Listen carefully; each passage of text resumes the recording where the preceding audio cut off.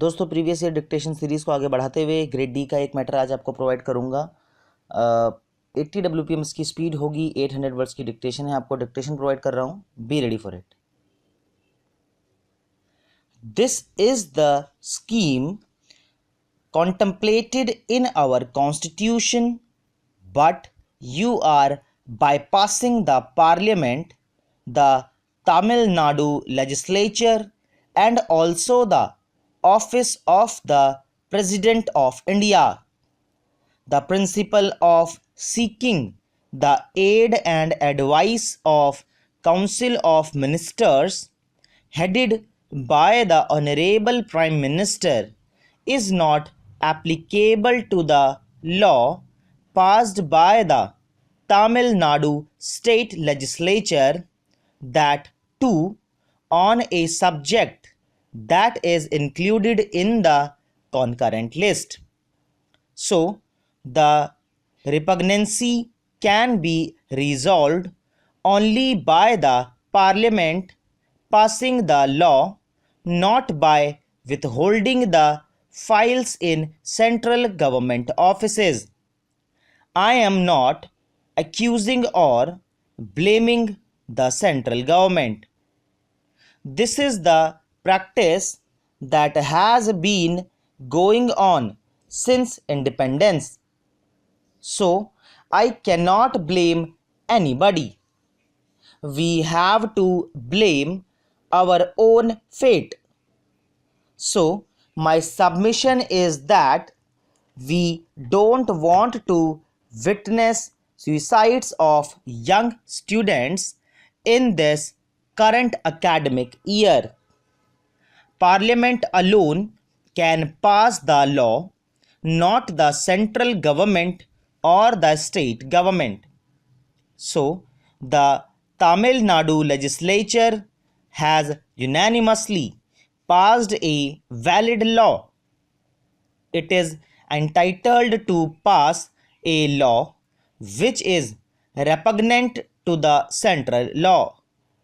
Now, the Tamil Nadu legislature has passed a law which is repugnant to the central law. It has no legislative jurisdiction and competency. So, having passed a bill, it is only an administrative procedure.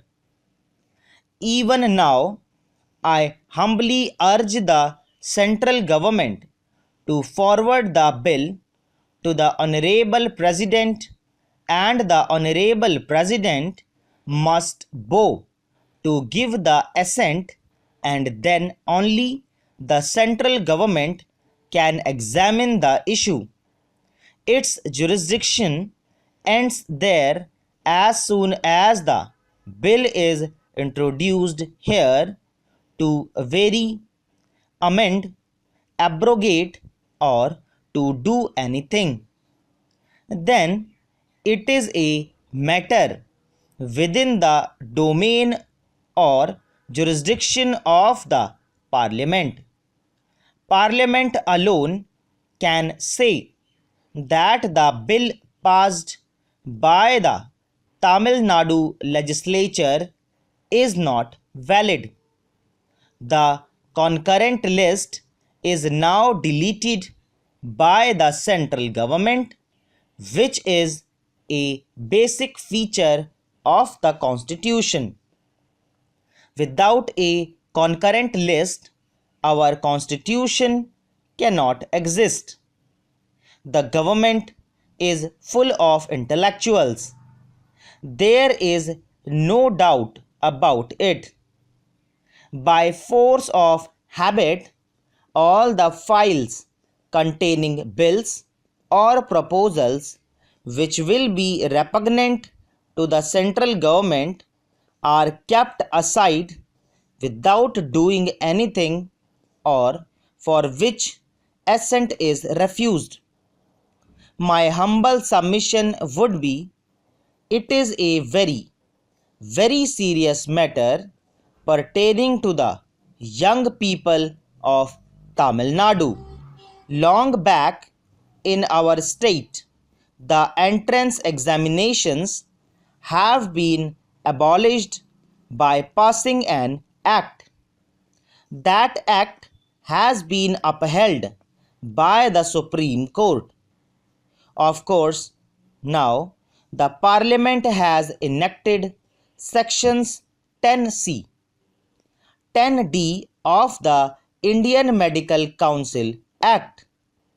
But at the same time, I would like to draw your attention to the fact that the central government has announced that 6 colleges would be established in Tamil Nadu, but they are yet to be established. For AIMS, NEET is not applicable. AIMS is conducting their own examinations. AIMS is at a higher level. Students joining the AIMS are very bright and brilliant. Likewise, NEET is not the deciding test to assess the capability, intelligence, hard work, or the aptitude for service in the rural areas. Learning process is a continuous one. By one single test, you cannot assess the capability of the student. That is not the right method. One can acquire knowledge slowly. What is the concept of inclusive growth? If a student is very poor, he should not be left to be poor forever. That is not the concept of the inclusive growth. Social justice is being denied to the poor students. The competitive edge is available to the urban students, though, of course, thanks to our government, we have protected the poor people and 69% reservation is in force.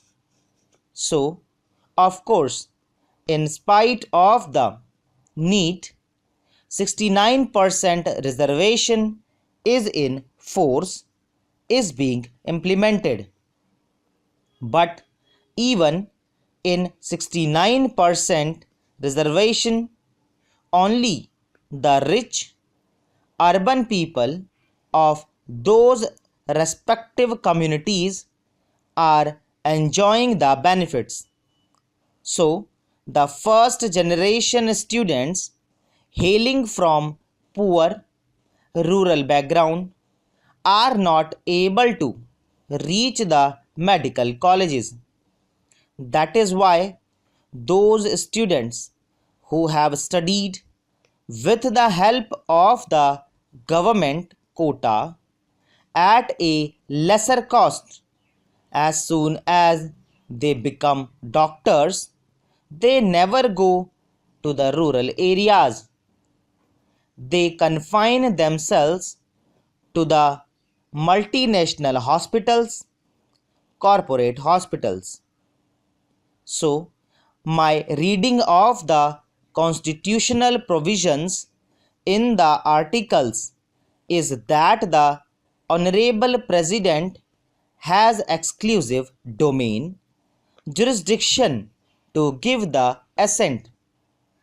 Even with due respect to the office of the Honorable President, the Honorable President is bound to give the assent to the bill now passed by the Tamil Nadu Assembly, because this bill is to protect the students. Now, my humble submission would be, don't bypass the Parliament, don't bypass the Tamil Nadu Legislative Assembly and don't delete the concurrent list from the Constitution। दोस्तों इसी के साथ ही dictation finish होती है। बहुत ही ज़्यादा easy matter है, अब तक का जो मैंने देखा है 2017 का सबसे इजी मैटर मुझे ये लगा है। तो उम्मीद करता हूँ आप लोगों ने इसे अच्छे से ही लिखा होगा। आपसे मुलाकात करता हूँ अगली क्लास में अगली ट्रांसक्रिप्शन के साथ। तब तक के लिए बाय बाय, टेक केयर।